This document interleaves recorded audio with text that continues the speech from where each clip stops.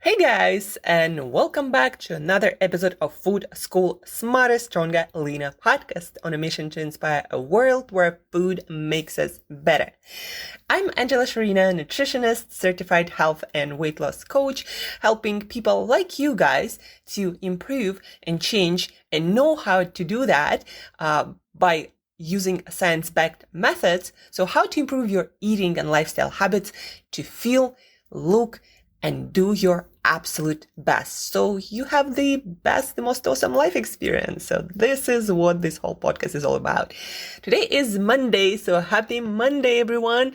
Today is the day to recommit to your goals, to your values, to anything that is important to you in life. To recommit to them with actions, with affirmations, and just focusing more on them again. It's important to do that every single week and every single day. So at the end of this life journey, you feel like you had a meaningful life experience that you designed, that didn't just fall on you. Guys, today we are answering a couple of questions that I got from my social media and also from Quora.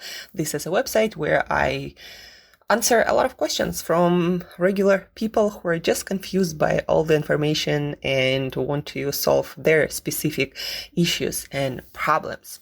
So one of the questions was about overeating. What are some science-backed tips to prevent overeating? And it's a great question, guys. You might be struggling with overeating. I struggle with overeating sometimes. Now, it's not so much of a struggle, but just realizing that sometimes I also do have this urge or thought to overeat. A lot of my clients struggled with overeating before they learned better strategies, how to prevent it and how to manage it much, much better. So are there scientific methods to prevent overeating? Yes, there are. One of the most important factors, guys, is you want to understand that foods that are processed, that have a lot of added sugars and flavorings and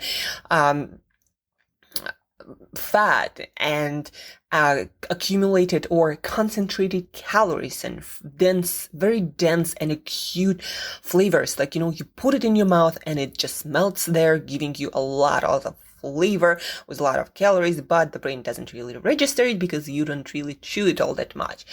But you get this really pleasurable sensation and the brain remembers that and makes you seek out more of those foods. Plus, those foods don't have a lot of nutrients that your body, your brain, they actually need to survive, to thrive, to function. And so you kind of get the calories, the sensation, but then you didn't get the nutrients. So your body, your brain will tell you, go and seek more food because we didn't get what we needed. We didn't get, those omega-3s and omega-6 fatty acids. We didn't get all the essential proteins or fiber that, our gut microbiome needs to eat. So when you don't get that from processed foods and products, you're always going to be overeating. So first, science-backed method to stop overeating and learning how to manage your eating habits, your hunger, is to start eating whole foods, not products. As simple as that, guys. It's just those foods, we're designed to eat those foods. We're designed to chew properly, not just inhale. We are designed to have certain volume of foods with all the water and fiber. And when it comes to, for example, meat or chicken, with all the muscle tissues that require a lot of chewing, right? And that chewing, that slow process of eating whole foods, that actually prolongs the eating process and allows the signal from the gut to, with all the information about the nutrition in your meal, to that signal to travel to your brain. And that allows natural signals of satiety kick in and you start eating less naturally. Plus, guys, all these whole foods compared to processed foods, they have so much more volume. Like, it's very hard to eat a steak and a head of broccoli and literally having a full stomach and then eat a lot of other stuff. It's just much, much harder. And steak, for example, you can't really inhale it. You actually need to chew it. And that the process of chewing, even your jaw, it starts to get tired when you chew meat that is not that tender, for example, right? Sometimes I don't cook my meat. I don't know how to really cook it, so I end up having this chewy piece of meat, and it takes a while to eat it, and by the time I'm done, I'm like, oh my god, I'm tired of chewing, and so I don't really feel like eating anything anymore because it took so much freaking time to eat that piece of meat. Anyhow, guys, the point is, all these whole foods, they have so many factors, from volume to fiber to essential nutrients. They have all these factors that help you naturally to feel fuller and stop eating much sooner compared to processed foods. And by processed foods, I don't just mean, a piece of candy or a bag of chips. I also mean things made out of flour. Like, it's one thing to eat noodles made, let's say, out of rice flour. They're much easier to overconsume than whole rice, believe it or not. Whole rice will keep you fuller and you'll eat less of it. So the wholeness of a food item makes a difference. So stick to whole foods, eat a lot of foods with a lot of volume, but not a lot of calories. And those are things like broccoli, Brussels sprouts, any kinds of vegetables. They have a lot of volume, they have a lot of fiber, a lot of water, but not as much calories. And they will keep you full and chewing, and that will again help you to prevent overeating. And you'll also, the gut is also searching for essential nutrients. So you need to eat your proteins. You need to eat your essential fats specifically. The gut and the brain, they're searching for those nutrients specifically. Very crucial for our survival. So those, for example, essential fats, you can find in a handful of walnuts. Eat, a handful of walnuts before your meal. Chew it slowly. For every meal, eat sufficient amount of protein.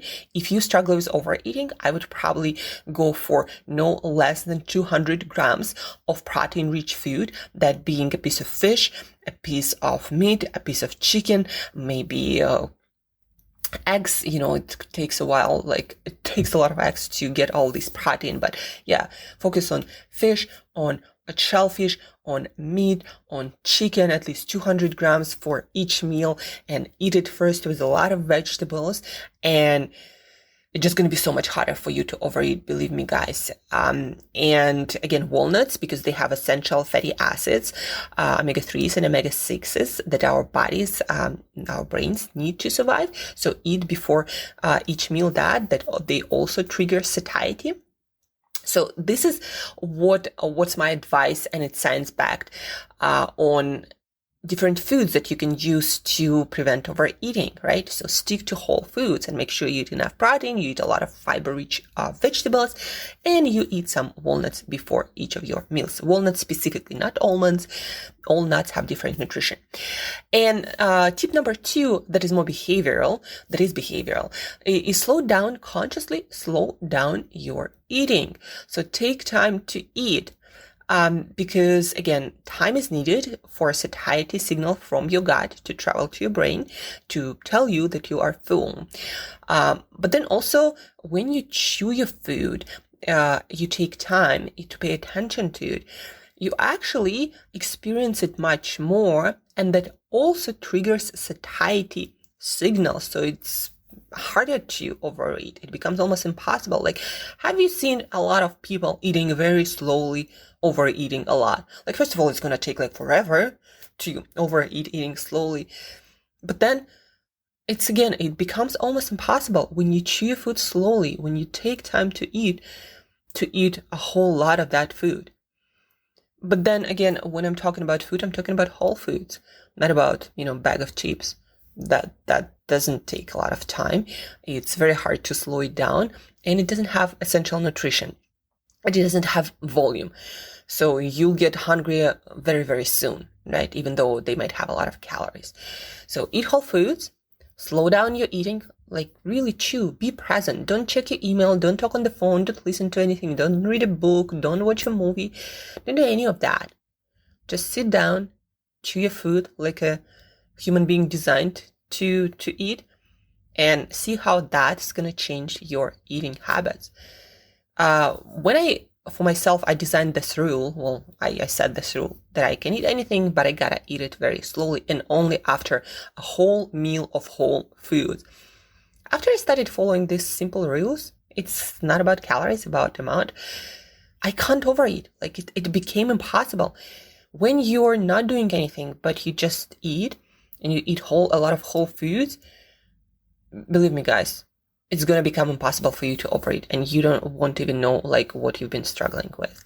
So overeating, these two methods, eating whole foods, eating your walnuts, eating a lot of protein, eating a lot of fiber-rich vegetables, and then slowing it down and taking time to eat away from your computer, from screens, from anything, really just sit and eat slowly. These are going to help you for sure to eat more mindfully, to eat slower, and to eat less. So that's when it comes to overeating. Another question that I got that is a little bit shorter.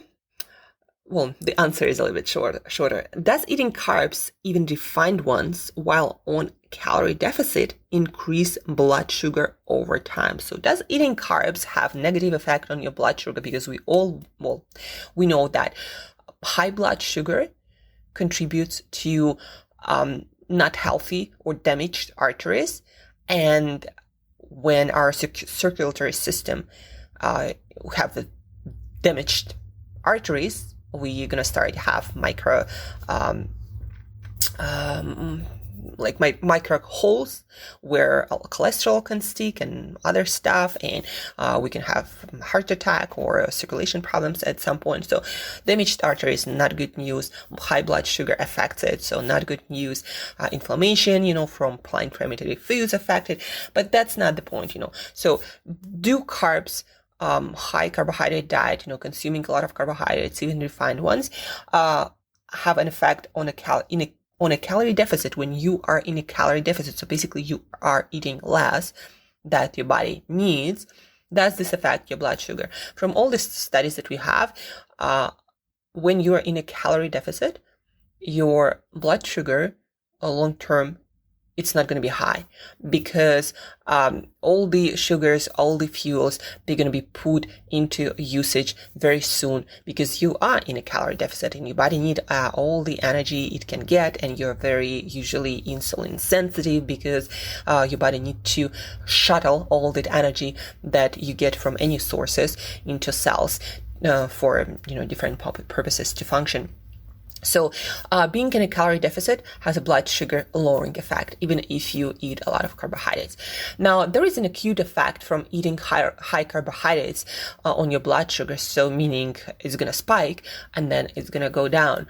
It's an acute response, but that can be mediated by, for example, eating your carbohydrates after your workout. I don't recommend to eat, processed carbohydrates, but obviously if there is a better time to do so, then it is after an intense workout, when your muscles actually don't even require insulin to suck in all the sugar from your bloodstream to restore glycogen stores and to fuel cells during that activity or recover after.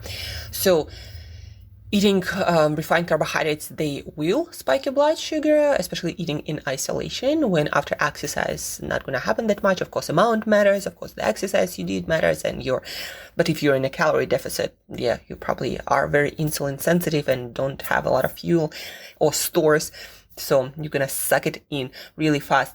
And then what else? The composition of your meal matters on how much and how fast your blood sugar raises. So there have been studies in Israel, a lot of them, that have shown that when we consume a lot of vegetables, basically a lot of fiber, a lot of protein and fat, specifically protein and a lot of fiber, when we eat it first and then we eat some carbohydrates, like let's say a piece of cake as a dessert, right? Then our blood sugar is not going to raise all that much, especially in a calorie deficit, because it's going to take time for the body to digest all that fiber and all that protein and all that fat. So everything digestion-wise is going to be slowed down, and the release of sugars and energy into your bloodstream is also going to be slowed down. So details like that matters, guys. So Is it going to affect your blood sugar over time? Depends on many details, but in a calorie deficit overall, when you're in a calorie deficit, it has blood sugar lowering effect, whether you eat a lot of carbohydrates or not a lot. And that concludes the questions for today. Hopefully you found it very useful and you have a little bit more knowledge about overeating and about blood sugar and eating for healthier blood sugar, and also not worrying about carbohydrate amounts if you especially if you're in a calorie deficit, or if you eat the right kind of foods like sweet potatoes. Should you worry about carbs there? Probably not, in most cases, unless you already have, you're diabetic, or you have just problems with your blood sugar in some way, so that might be tricky. But other than that, you shouldn't count your carbohydrates from whole foods. And if you do eat refined carbohydrates and you're in a calorie deficit, it probably doesn't matter all that much, especially after workout or a full meal of vegetables and protein. So that's about it for today, guys. Thank you for listening. Thank you for tuning in. If you do have a question, please send it to my email, angela@createyourself.today. And I'm going to be researching and doing all the work needed to give you the best answer out there, not influenced by any dogma or myth out there, but based on science, on research, on evidence that we have. So please do send your questions to angela@createyourself.today. And guys, don't forget that this week is the last week when I'm signing up people for Belly Fat Zero 3 months challenge. It's very affordable. It's going to be really fun. You get to learn a lot of things about how your body works, so you can consciously make better choices in any situation and still look awesome, feel great, and don't have any belly fat whatsoever. So check it out, all the details. If you follow the link in the show notes, then you'll find all the details. You can obviously ask me questions about this challenge. Angela@createyourself.today. This is my email. And guys, thank you for listening. Thank you for tuning in. Have an awesome Monday. Have an awesome week. And till next time, as usual, eat better daily.